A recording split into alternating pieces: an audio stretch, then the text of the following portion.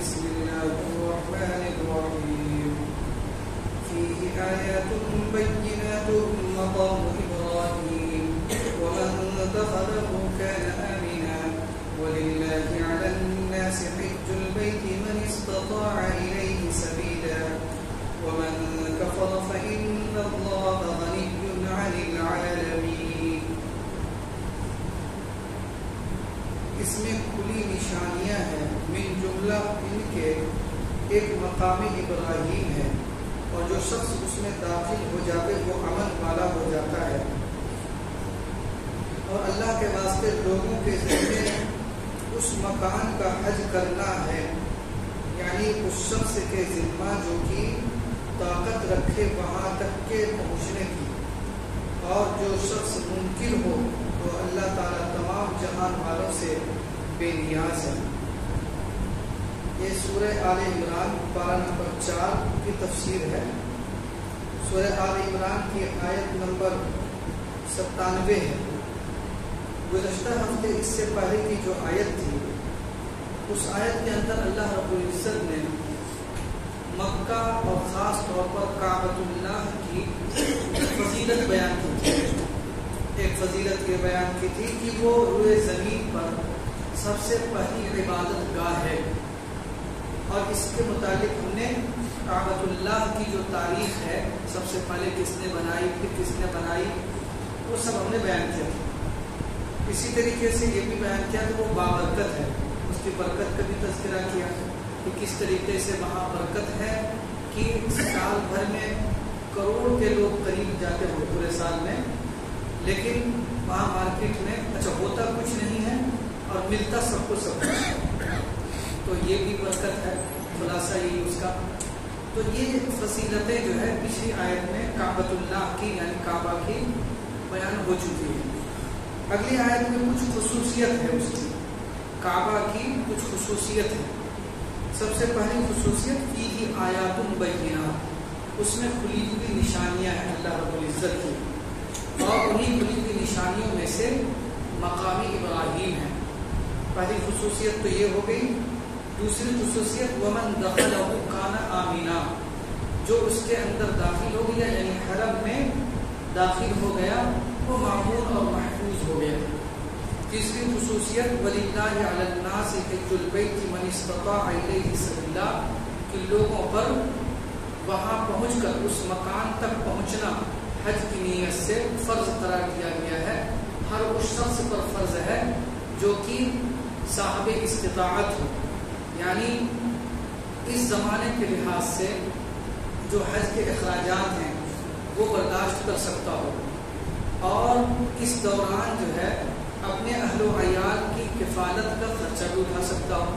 یہاں سے چھوڑ کے جائے گا تو وہ بھوکا نہ مرے. تو اگر کوئی شخص کتنے کا مالک ہے تو اس پر حج فرض ہے.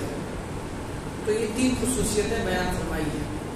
پہلی خصوصیت کی یہ آیات بینات، اس میں کھلی ہوئی نشانیاں ہیں. کھلی ہوئی نشانیاں ایک تو تشریعی ہیں. تشریعی کا مطلب آپ پہلے کھلی ہوئی نشانیاں کا مطلب یہ سمجھ لیجیے کہ قدرت کے بڑے بڑے نمونے ہیں. نمبر 1 کہ حرم کے اندر رہنے والے کو اللہ رب العزت ہمیشہ مخالفین کے حملوں سے محفوظ رکھتا ہے. ابرہا نے مکہ پر چڑھائی کا ارادہ کیا اور فوج لے کر آیا، اللہ رب العزت نے پرندوں کے ذریعے اس کو ہلاک کر دیا. یہ کھلی ہوئی نشانی ہے قدرت کی. دوسرے اس کی خصوصیت یہ بھی ہے کہ وہ حرم میں ایک جمرات آتا ہے، جمرات بولتے ہیں اس پایا کو، ستون کو کہ جس پر لوگ حاجی لوگ کنکریاں مارتے ہیں. 3 ستون ہے وہاں پر. آپ حضرات جو ہے جانتے ہیں کہ حج کے موقع پر اور جب حضرت ابراہیم علیہ السلام کی حیات کا تذکرہ ہوتا ہے، زندگی کے حالات بیان کیے جاتے ہیں تو اس کو بیان کیا جاتا ہے. تو اس پر جو کنکریاں مارتے ہیں، ایک سال میں لاکھوں حاجی وہاں پہنچتے ہیں، 20 لاکھ 30 لاکھ حاجی لوگ پہنچتے ہیں، اور 3 روز تک 7 کنکریاں وہ لوگ مارتے ہیں. اب بتائیے کہ اب جوڑیے کتنا کروڑ جو ہے کنکریاں ہو جائیں. اس لحاظ سے ہونا کیا چاہیے کہ 1 سال میں ہی جو ہے وہاں پر کا حصہ بھر جائے، یہاں تک کہ وہ ستون بھی جو ہے کنکریوں کے پہاڑ میں دب جائے.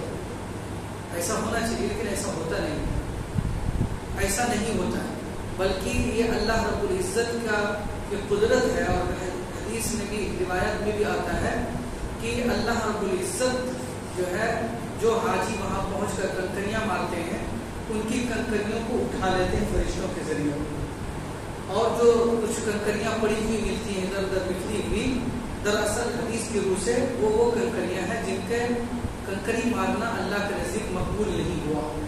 اسی وجہ سے حدیث میں وہاں پر کی گری ہوئی کنکری کو اٹھا کر 7 کا عدد نہیں پورا کر سکتے. کنکری جو ہے ایک جگہ دوسری جگہ سے ہی لانا ہے. وہاں پر کی کنکری، ایک آدھ کنکری گری رہتی، لوگ ڈھیر سر لے جاتی، گر جاتی، تو وہاں پر کبھی یا وہاں سے چھٹک کر باہر آ گئی ہے تو وہاں پر کی گری ہوئی کنکری اٹھا کر نہیں مار سکتے، بلکہ آپ کو باہر سے لانا پڑے گا، کیونکہ وہ کنکریاں ہیں جن کو اللہ رب العزت نے قبول نہیں کیا ہے، رد کر دیا ہے. تو یہ ایک خاص معجزہ ہے اللہ کے رسول صلی اللہ علیہ وسلم کا، اور ایک کھلی ہوئی نشانی ہے کہ اتنے حجاج اکرام جاتے ہیں.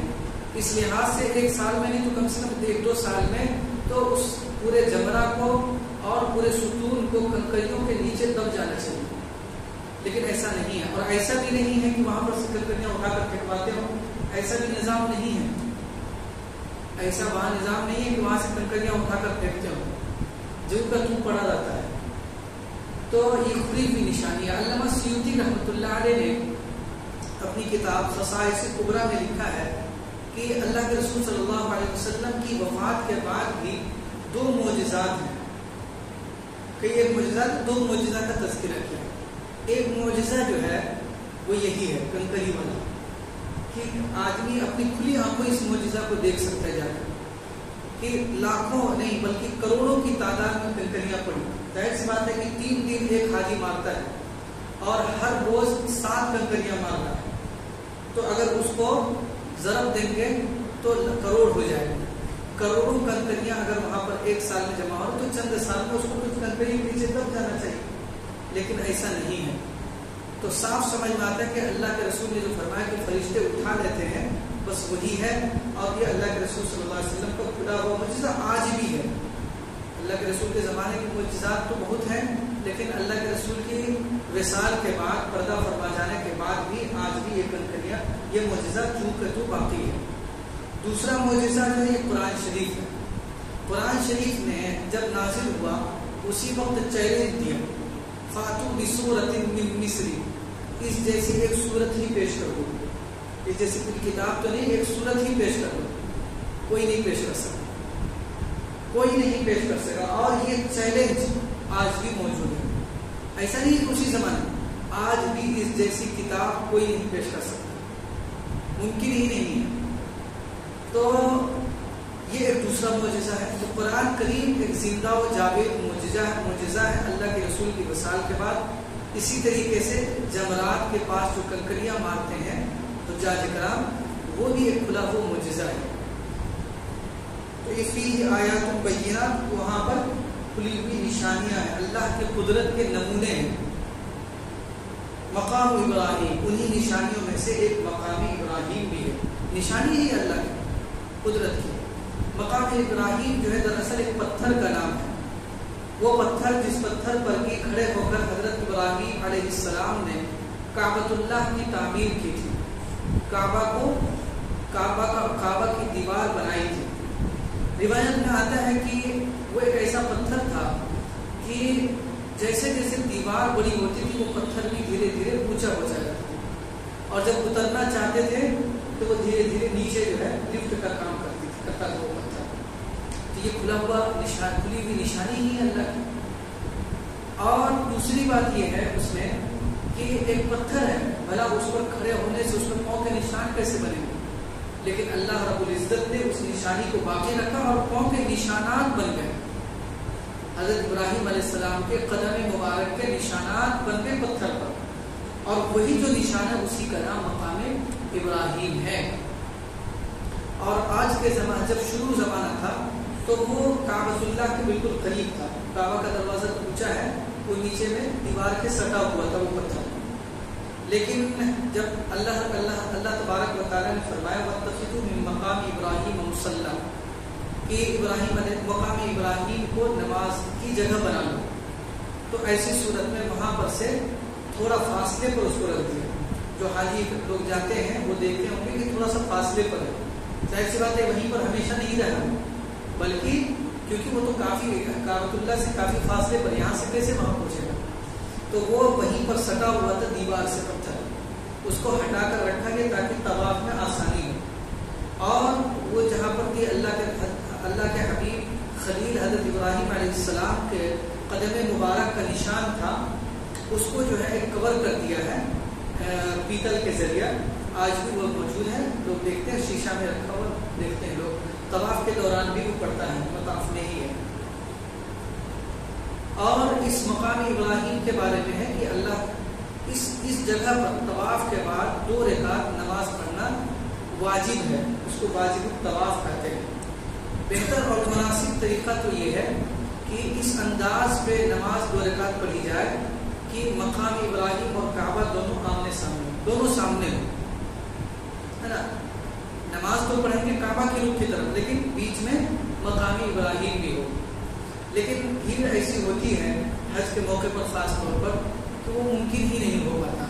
دور میں جا کر بھی اس کا جو ہے وہاں سے جا کے نشانہ بناتے ہیں تو وہاں پڑھ لیتے ہیں. تو اس کے فقہ کرام نے لکھا ہے کہ پورے حرم میں اگر کہیں پر بھی پڑھ لیا تب بھی کوئی مطلب کوئی حرج کی بات نہیں ہے. وہاں پر اگر موقع نہیں مل رہا ہے تو زبردستی نہیں کرنا ہے, آپ کہیں پر بھی حرم میں جا کر پڑھ لیں. تو ہم لوگوں نے بہت دور میں جا کر جو ہے اسی کے سیٹ میں جا کے نماز پڑھی, بہت دور میں صفا مروا کا جو راستہ ہے اس میں جا کر پڑھی تھی. تو کہیں پر بھی پڑھ لیں تو وہ 2 رکعت واجب الطواف ادا ہو جائے گی.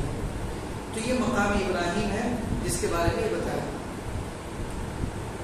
دوسری خصوصیت ہے ومن دخلہ کان آمنا, جو شخص حرم شریف میں داخل ہوتا ہے وہ مامون ہے, امن والا ہے. ایک تو تشریعی طور پر, تشریعی کا مطلب یہ ہے کہ اللہ نے حکم ہی دیا ہے بندوں کو کہ وہاں پر امن ہی رہے, وہاں پر جو ہے بے امنی بد امنی نہ پھیلے. یہ مطلب ہے تشریعی کا. تشریعی یہی وجہ ہے کہ اگر کوئی مجرم جرم کر کے حرم کے اندر داخل ہو جائے تو وہاں پر اس کو سزا نہیں دی جائے گی, اس کو مجبور کیا جائے گا کہ وہاں سے نکلے اور پھر اس کے بعد گرفتار کر کے اس کو جو بھی جیسا جرم کیا اس کو سزا دی جائے گی. یہ یہاں تک ہے. اور یہاں تک اس کا ایک دوسرا مطلب اس میں جو ہے یہ تو ہوا تشریعی طور پر, اور تکوینی طور پر یہ تکوینی کا مطلب اللہ کا نظام ایسا بنایا ہے اللہ نے کہ وہاں لوگ جو ہے معمول اور محفوظ ہیں. یہی وجہ ہے کہ وہاں پر جو وحشی پرندے, وحشی کا مطلب وہ جانور جو انسان سے وحشت کھاتے ہیں, انسان کے قریب نہیں آنا چاہتے, بھاگتے ہیں, جیسے پرندے وغیرہ, تو وہ بھی جو ہے انسان سے وہاں پر نہیں بھاگتے. ایک موٹی سی مثال ہم لوگ لے سکتے ہیں, جو لوگ وہاں گئے ہیں اور آج بھی وہ ویڈیوز وغیرہ آتے ہیں دیکھ سکتے ہیں کہ وہاں کبوتر جو ہے لاکھوں کی تعداد میں, آپ سمجھ سکتے ہیں کہ بھیڑ بھاڑ والی جگہ ہے لیکن لاکھوں کی تعداد میں, اور آپ اگر ان کے سٹ جائیے گا تب بھی وہ نہیں بھاگتے. آپ ہاتھ بڑھا کر پکڑنا چاہیں پکڑ بھی سکتے, لیکن وہ معمول امن والا جگہ ہے, پکڑ نہیں سکتے, اجازت نہیں آپ کو. حرم شریف میں شکار کرنا منع ہے. شکاری کوئی جانور ہے, ہرن مل گیا تو ایسا نہیں کہ اس کو پکڑ کے کھا جائے, شکار کرنا منع ہے. شکاری جانور نہیں کر سکتے. باقی اگر کوئی جیسے مرغی ہے یا آدمی اونٹ وغیرہ یہ سب پالتو جانور ہے تو اس کا ذبح کرنے کو حرج نہیں. تو حرم شریف میں شکار کھیلنا بھی منع ہے.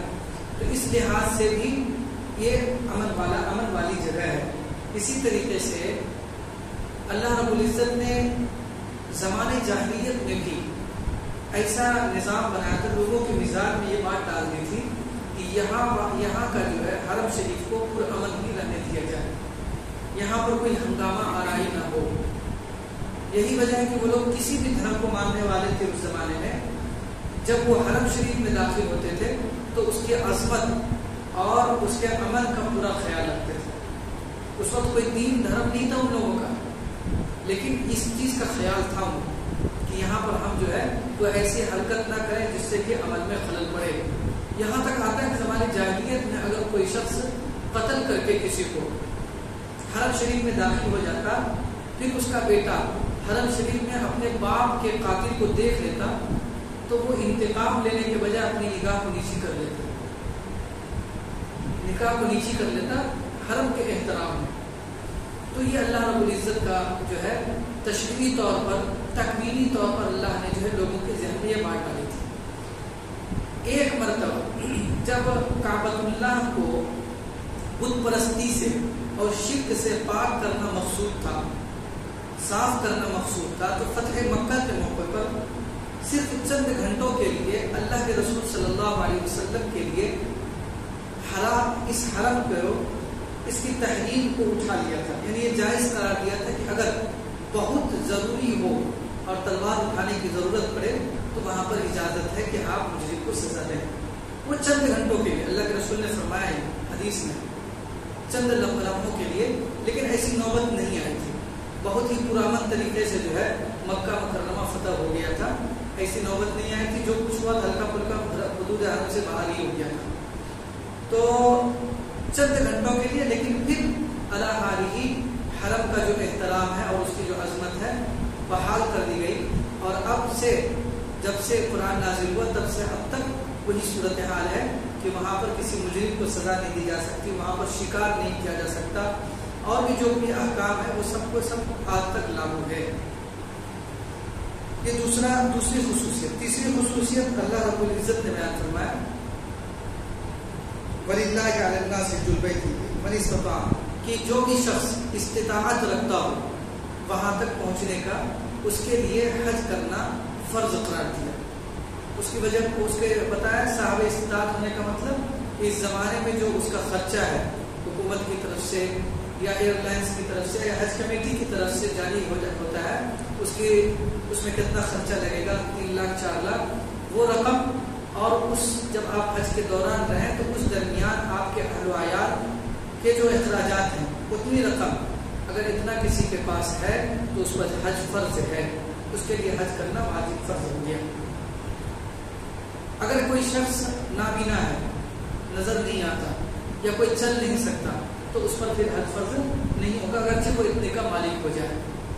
اسی طریقے سے اگر کوئی خاتون ہے، اس کے پاس اتنی رقم موجود ہے لیکن محرم کوئی نہیں مل رہا جس کے ساتھ وہ جا سکے، شوہر کا انتقال ہو گیا ہے یا وہ اس لائق نہیں ہے کہ وہ جا سکے ساتھ میں، تو پھر بھی اگر جب تک محرم نہیں ملے گا اس وقت تک اس پر حج فرض نہیں ہوگا. آج پتہ نہیں یہاں پر جو ہے حج کمیٹی انڈیا نے ایسا کر دیا تو بغیر یہاں کے ذریعے نہیں بلکہ وہیں کے ذریعے ہوا کہ بغیر محرم کے بھی حج کر سکتے، جبکہ لمبا سفر کرنا تنہا عورت کے لیے اسلام میں جائز نہیں ہے. یہ فقہاء کرام کا اور اسلام کا بالکل مسلمہ مسئلہ ہے، لیکن ان لوگوں نے کیا سوچ کر جو ہے ایسا کر دیا وہ اللہ ہی بہتر جانتا ہے. ایک خاتون کے لیے حج فرض ہونے کے لیے جہاں رقم کی ضرورت ہے وہیں پر جو ہے ایک محرم کا ہونا بھی ضروری ہے، چاہے وہ محرم کا خرچہ خود اٹھائے یا کہ محرم اپنے خرچے سے جائے. اگر محرم اپنے خرچے سے جانے کے لیے تیار ہو جائے تب بھی اس پر حج فرض ہو جائے گا. محرم کا بھائی ہے، اسی طریقے سے باپ ہے، تو یہ لوگ جو ہے محرم ہے، تو اگر اپنے خرچے سے ہو جائے تیار تو بھی فرض ہو جائے گا. اور اگر وہ عورت کے پاس اتنی رقم موجود ہے کہ وہ ایک محرم کو ہائر کر سکتی ہے، اس کا خرچہ برداشت کر سکتی ہے، تو پھر وہ ایسا کرے. وَمَنْ كَفَرَ فَإِنَّ اللَّهَ غَنِيٌّ عَنِ الْعَالَمِينَ، اور جو شخص انکار کرے تو اللہ تبارک تعالیٰ تمام جہان والوں سے بے نیاز ہیں. انکار کرے کا کیا مطلب ہے؟ ایک تو یہ کہ حج کے فرضیت کا انکار کر لے کہ کل حج فرض نہیں ہے تو یہ شخص کھلا ہوا کافر ہے، اس میں تو کوئی شک ہی نہیں. جس چیز کو اللہ تعالیٰ نے صاف طور پر قرآن میں کہہ دیا صاف اس اور جس کا حکم یہ ہے کہ وہ فرض ہے شریعت میں، اس کا انکار کرنے والا کافر ہوتا ہے. بالکل یہ کھلا ہوا معاملہ ہے. ایک تو صورت یہ ہے انکار کی. دوسری صورت انکار کی یہ ہے کہ عقیدہ تو رکھتا ہے کہ فرض ہے اور یہ بھی سمجھتا ہے کہ میرے اوپر فرض ہے، لیکن وہ جاتا نہیں ہے، مال کی محبت ہے یا کچھ اور وجہ ہے جس کی وجہ سے وہ جاتا نہیں ہے. جبکہ ساری کی ساری شرطیں موجود ہیں. اس کے پاس اتنی رقم بھی ہے ماشاءاللہ, اللہ تعالیٰ نے صحت تندرستی بھی دی ہے, آنکھ سے دکھائی بھی دیتے ہیں, آنکھوں سے چل بھی سکتے ہیں, ساری چیزیں ہیں, لیکن وہ مال کی محبت میں نہیں جا رہا ہے. کہ یہ شخص بھی عملی طور پر حج کا انکار کر رہا ہے, عملی طور پر. تو یہ شخص بھی حکمن اس میں داخل ہے. اللہ تعالیٰ ایسے لوگوں کے بارے میں فرماتے ہیں کہ اللہ رب العزت ایسے لوگوں سے بے نیاز ہے. یعنی بے نیاز کس سے ہے؟ بے نیاز یعنی ایسے لوگوں کی اللہ تعالیٰ کوئی ضرورت نہیں. اس کی وضاحت جو ہے حدیث شریف میں ہے کہ جس شخص پر حج فرض ہو اور وہ حج بغیر کسی وجہ کے نہ کر سکے تو اللہ تعالیٰ کو کوئی پرواہ نہیں ہے کہ وہ یہودی ہو کر مرے یا نصرانی ہو کر مرے. یہ حدیث ہے. تو یہی مطلب ہے بے نیاز ہونے کے, کہ اللہ کو ایسے شخص میں کوئی پرواہ نہیں ہے کہ وہ کس حالت میں مرے. اس لیے یہ بہت خطرناک معاملہ ہے اور سنگین معاملہ ہے. جس کے پر بھی حج فرض ہے اس کو چاہیے کہ وہ حج کی ادائیگی کی فکر کرے, اس کے لیے جو بھی ہے اس کے لیے کوششیں جاری کر دے, پاسپورٹ بنائے اور جلد از جلد حج کرے. بڑھاپے کا انتظار ہرگز نہ کرے, بلکہ حج فرض ہو گیا, ساری چیزیں موجود ہیں, تو اب حج کر کے آ جائیں. قل يا أهل الكتاب لم تكفرون بآيات الله والله شهيد على ما تعملون. اس کے بعد جو ہے چند آیتیں ہیں جو اہل کتاب سے متعلق ہے, یہودیوں کے کچھ کارستانیاں ہیں اور مسلمانوں کو بھی نصیحت ہے, اتحاد و اتفاق کی دعوت ہے, آپسی اختلاف اور جھگڑے کو جو ہے منع کیا گیا ہے. اللہ رب العزت ہم سب کو اپنے گھر کی زیارت کی توفیق نصیب فرمائے, اور جو لوگ آ چکے ہیں اللہ تعالیٰ ان کو بار بار جو ہے اپنے گھر میں بلائے. سبحان اللہ و بحمدہ, سبحانک اللہم و بحمدک, نشہد ان لا الہ الا انت